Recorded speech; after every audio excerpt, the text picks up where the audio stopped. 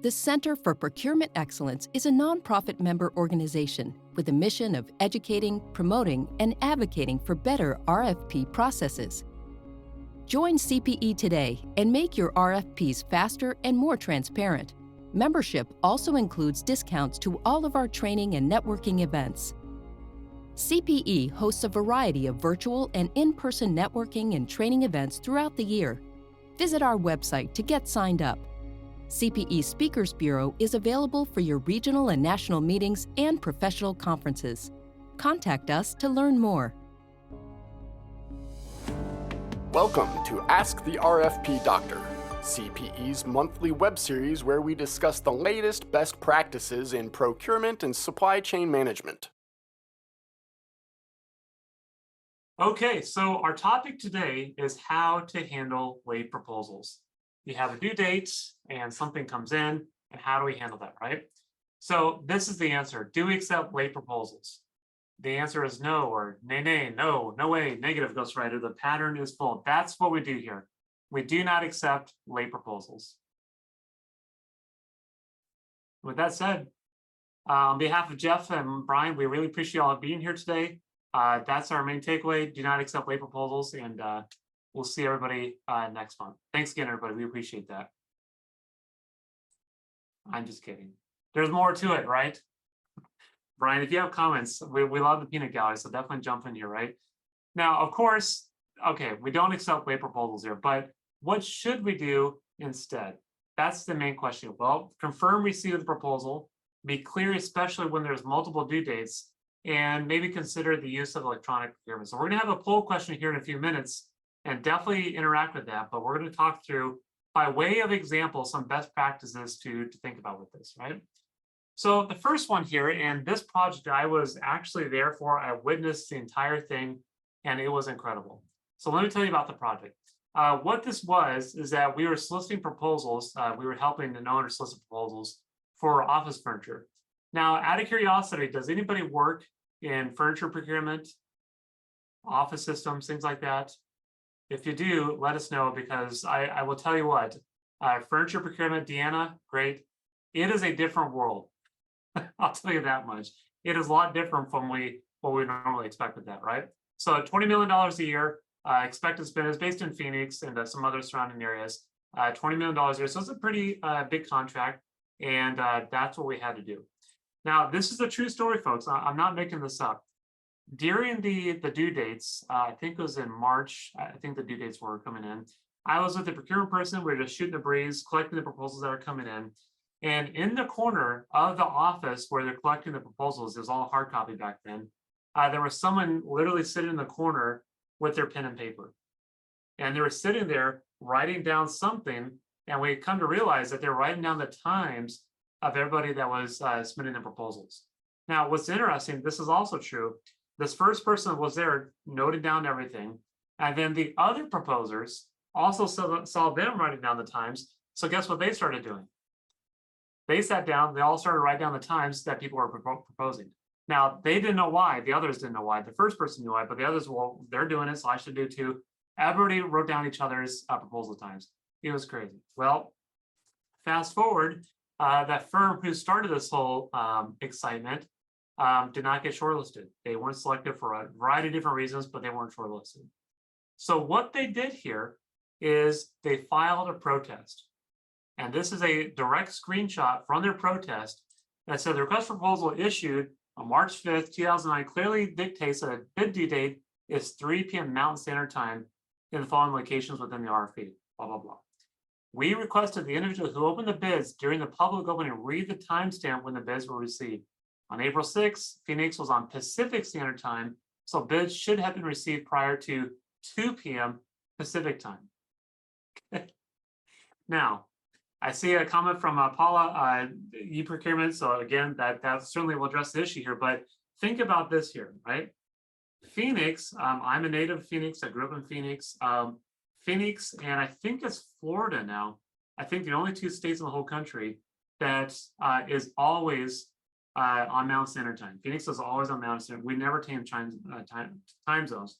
So when I moved out here to the East Coast, and like this spring forward, fall back craziness, it's just nuts. I don't get it. But It is what it is, right? So Tim, I see UConn's always on MST. Well, we don't change times, right?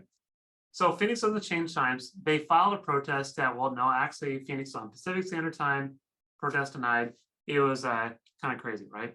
So in conversations with the procurement director, he obviously denied the protest. Here's a screenshot of what he said is that your protest is denied. Phoenix is always on Mountain Standard Time and is never on Pacific. Your appeal must establish through evidence, not through assertion, that somehow Greater Phoenix was not using Mountain Standard Time. Okay. Now this was kind of funny, I guess, kind of intriguing. And the conversation with the procurement person at the time, that what he wondered, right, was that unless somehow through a meta space-time continuum that Phoenix somehow shifted time zones, this protest is denied, right? But this actually happened. It was really interesting. But again, we need to be clear about what our due dates are. Now, they were clear. It was Mountain Standard Time. If I were to done it, I would have said it's due at 3 p.m. Phoenix time. That's maybe even less ambiguous, but nonetheless, Phoenix is always on Mountain Standard Time, right? It's kind of interesting. The second one is confirmation of receipt, right? So on this first project here, what happened is that the contractor has submitted their proposals. They emailed it in, and I have personally done this before, where I send an email and you close your laptop.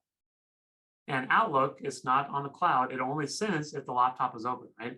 So this person, they submitted their, I think Brian's on this project, it was $40 or $50 million. I mean, it's not small potatoes here. They hit send on their proposal, shut their laptop, and went home for the day.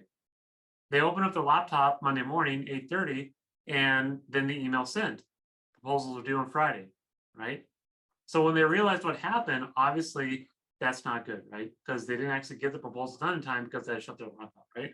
So if you're procurement and you get somebody that's talking to you about this and this situation, I mean, that's really uncomfortable, right?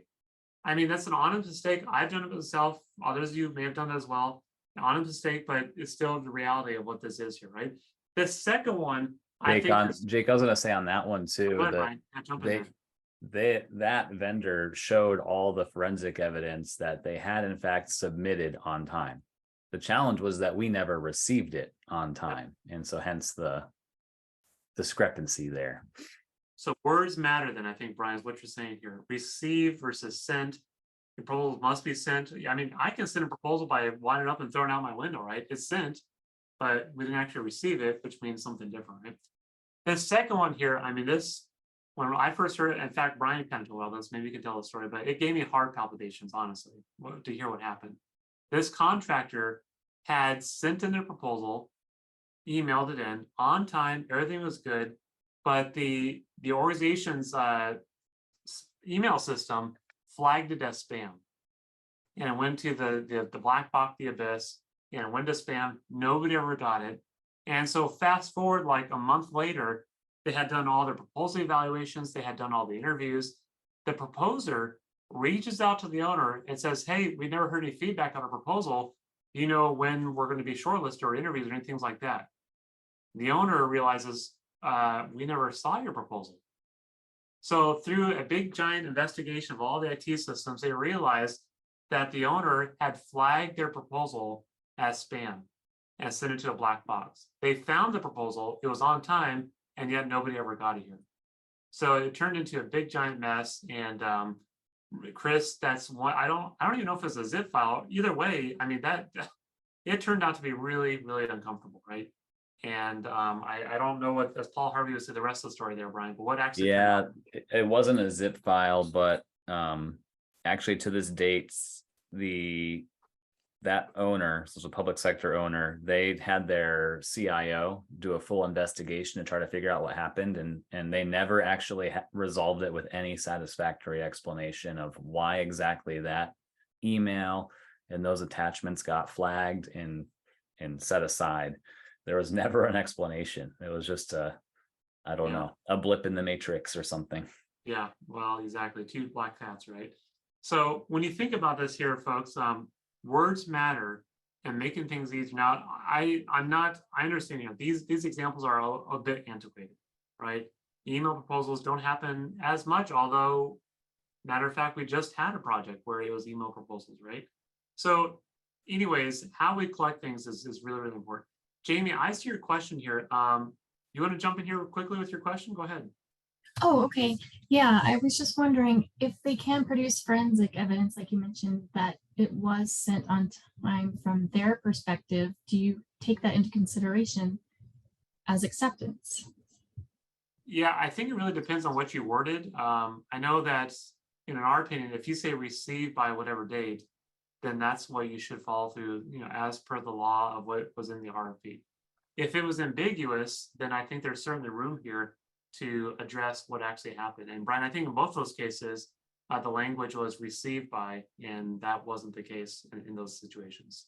Yeah, it was to be received by, as Jake said, somebody could throw the proposal out their window and said they attempted to deliver it. Now that's kind of a bit of a joke, right? Like the forensic evidence showed that the email submission was to the correct address at the right time. And all of those issues popped in. But I've changed language to say received. I remember when I used to work as an hourly employee at a public entity, when in my young days, and I was the one who did the atomic stamp of the physical proposals that would come in. That's you could say it was back in the day before any online submissions. And if I was chatting with someone at the front desk and didn't stamp that package in time, then it was late. Even if they were waving their arms trying to get my attention, it was all down to little old me had the power to, when I actually stamped it, was the official record of submission. Yep. Yeah, it's certainly difficult. Great question, Jamie. I saw your hand up there. Yeah, a couple other, is there another question too? Okay. The other thing too that we see sometimes are staggered due dates, and in certain situations that can certainly be something that can be beneficial. We had a project last summer where the budget on that was probably $600 or $700 million. So it's a massive project, and just the sheer volume of what the contractors had to submit, they split it up into different due dates. Again, my recommendation is just to be clear about that. In this particular example, they had the due dates by the end of the year, so December 30th, when they're going to identify who they're going to work with as subs. And then about a month later, they actually have the full proposals due here too, right? So depending on the nature of the scope and the project, you have certainly due dates. This is just an example of how they would collect this up front. If they got this information ahead of time, they got some bonus points. The intent behind the owner was to encourage the GCs and the subs to partner together early. And so they wanted them to identify early what they're going to do. It wasn't required, but they got a couple extra points to do that. But I think, again, the main point here is that as you have different systems here, is to make sure that you have clear information as to what those due dates are, sent versus received, wording matters here, and then make it as easy as possible, right? Obviously, if I'm a vendor, I mean, submitting early is ideally the best thing, but we all know that they're busy and they wait till the last minute anyways, and that's why we even have today's discussion, right?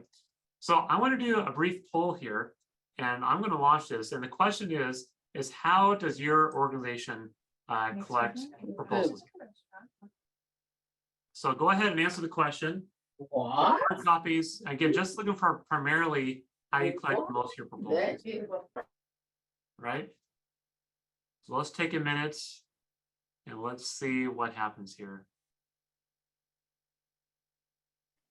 How do most of your projects come in? Okay. Give folks a few more seconds here. We're up to 7 respondents. Fantastic. All right, a few more seconds here. 10 more seconds. 9, 8, 7, 6, 5, 4, 3, 2, and 1. Okay. Survey says, grand reveal, most people collect their proposals through e-procurement. So online, so Bonfire or other similar types of systems. So about 60% of us do that. 25% do some sort of like electronic system. So Dropbox or Google Drive or things like that. 15% do hard copy. Now, who does snail mail? Who does that? You're brave enough to identify yourself. That's incredible. I haven't seen that in a long time, right? So again, there's certain advantages to different systems. I know on our recent project, Brian, where we had the electronic proposals, we didn't have any issues, it was fine, but again, if it's emailed over, we just gotta be mindful of what that looks like, how that works, and be cognizant of what that actually entails. The e-procurement, that can make things easier, but again, those are some benefits, right? Let's take a break on. Anybody have a comments? Yeah, Brian, go ahead. I was gonna say on the e-procurement systems, a couple downsides I've seen, and it obviously this depends on the system and even some of your internal settings. But just be wary if you've ever gotten questions from the vendor community of what your file upload limits are and how that's all set up. I know I've encountered that on the vendor side and helping with proposals and responding to things, that it is sometimes an absolute mess trying to figure out how to upload things onto e-procurement systems. I personally don't think any of them make me happy, but that's a personal opinion.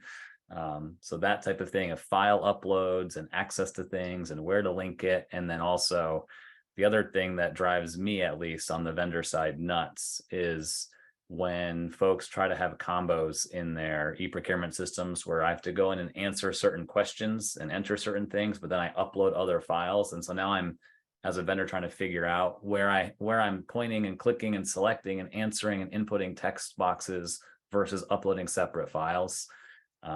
I know it can be done.